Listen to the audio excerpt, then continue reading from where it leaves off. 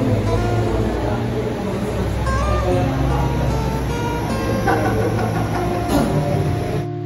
Hi everyone, so I'm going back again to Miss D's wake and last vigil po for tonight. And tomorrow po ay dadalhin na po siya sa Davao, 5 PM sa may Magsaysay, Carmen, Davao City. And ayan, see you!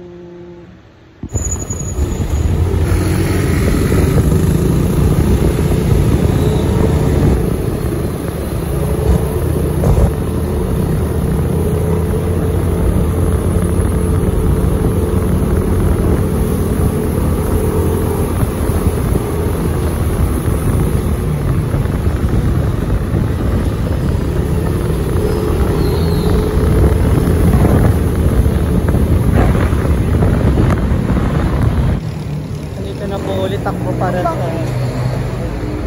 Las Lamay.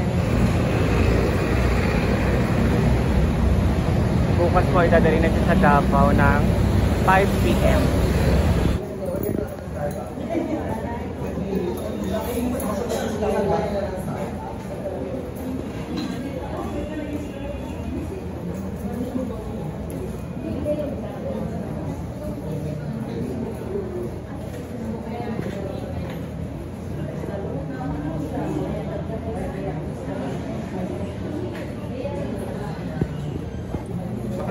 At saka kasi baka lang yung gabi siya. Yung tingin kasi yung sobrang ng heartbeat video. Masarap sa yan. Nakadalawa nga ako. Tayo ang mag-usayan.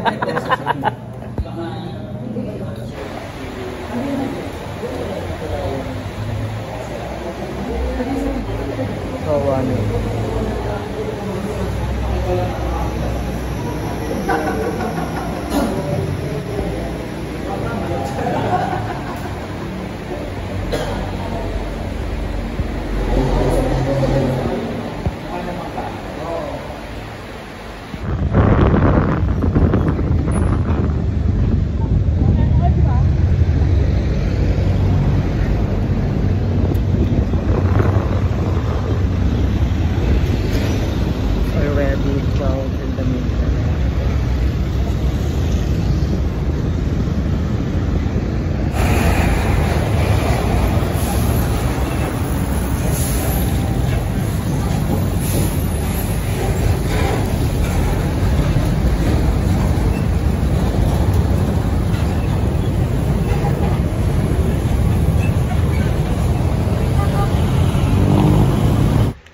Everyone, so I'm home na guys, and grabe pagod ako sa biyahe. And ayan guys, quick update ko po kayo. Tomorrow afternoon po dadali na po si Miss D sa kanilang lugar sa may Davao po. Ayan, and yung mga social climbers po ay doon na po didiretso sa Davao kasi ang target po na libing ni Didong ay sa 25 po ata or 24.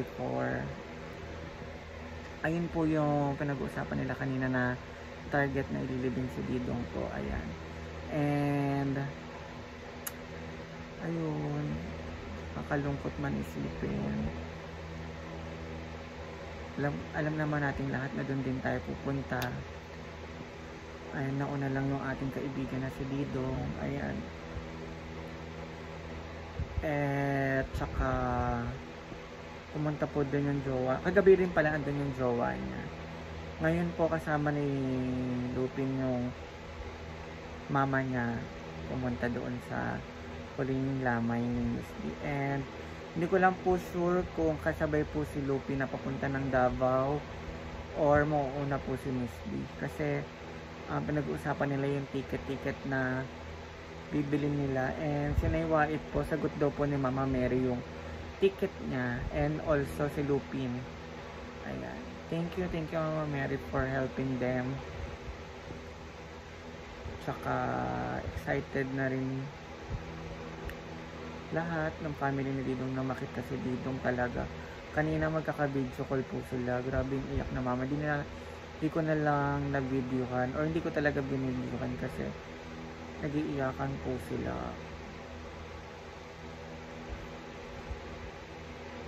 babalik din po ako ng Hinaguan after a week.